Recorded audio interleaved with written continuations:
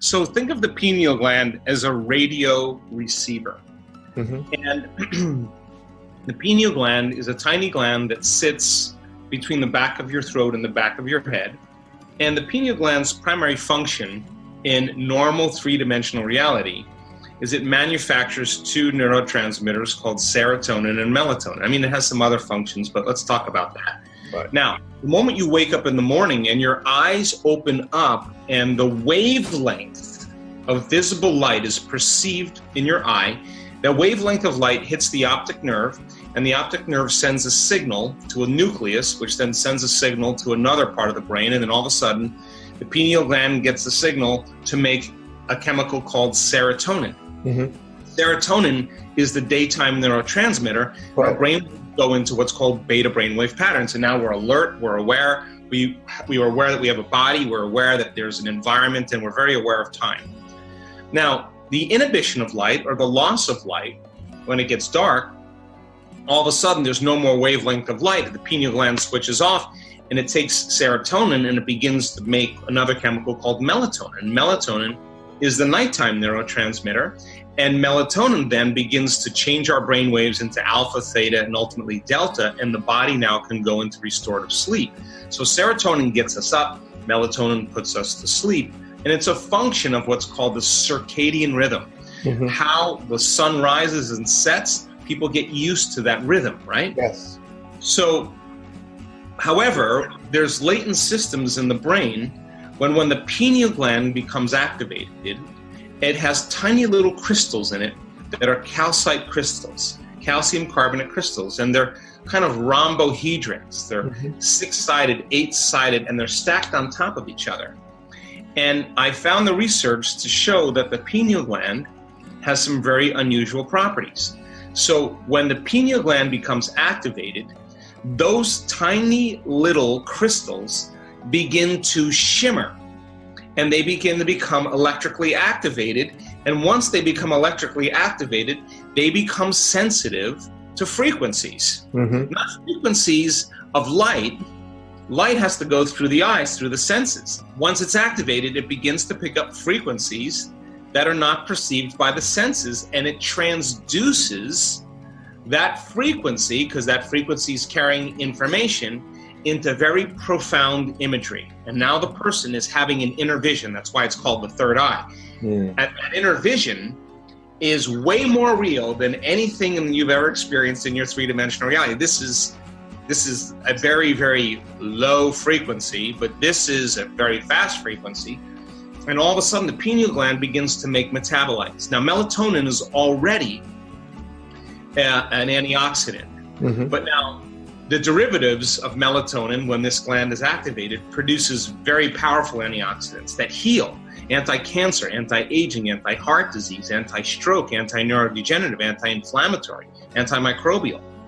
You take the molecule, you tweak it again, you have a benzodiazepine. What is that?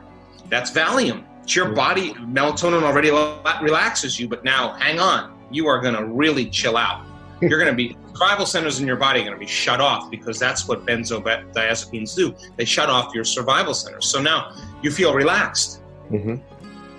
It produces a chemical that puts the body into stasis. The first three centers, you lose sex drive, you lose appetite, you lose the preoccupation with your environment. The body is no longer, the mind, it's no longer driving us.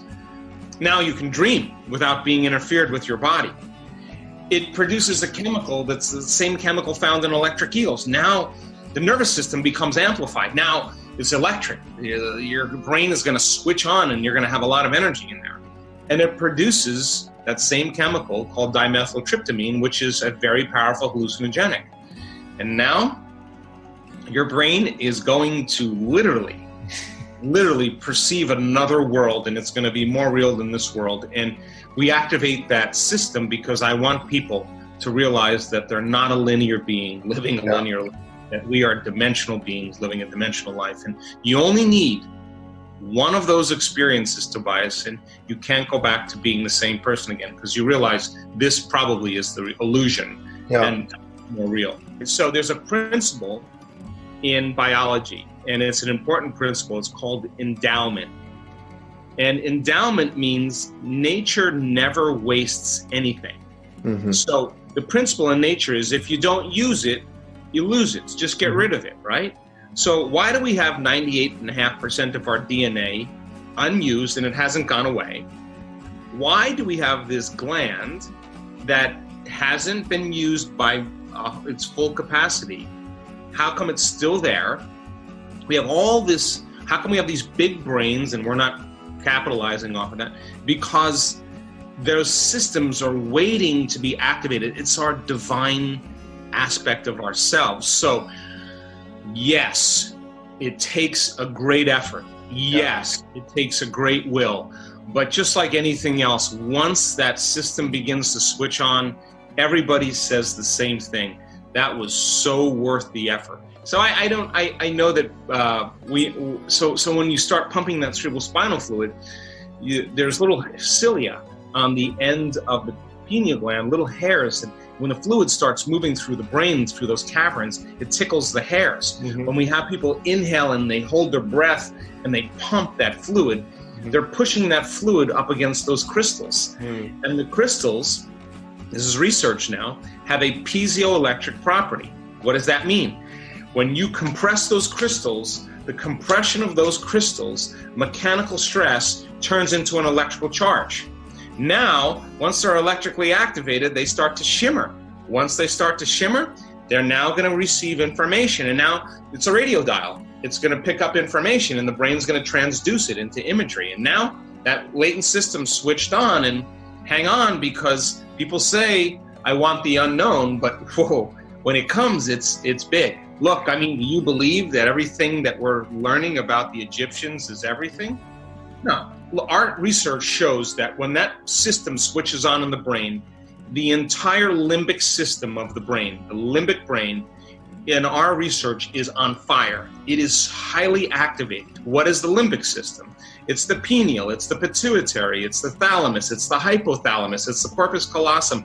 It's just little package right underneath there, the hippocampus, the amygdala, this whole kind of network. That Eye of Horus is a side section of that part of the brain. So our research shows that that limbic brain switches on. The Egyptians knew the thinking brain was the architect, the designer, and that this system was the creator. So design it with your thinking brain, but then surrender it and get out of the way and allow this system to hook up to energy and begin to turn it into to an experience. So I think the Egyptians, there's a lot of secrets in that culture that we haven't been told. There certainly the gods were real. Certainly the pharaohs had a connection to the gods, and certainly there were initiations that were about activating another world, entering another world, and I think that's the power behind the culture.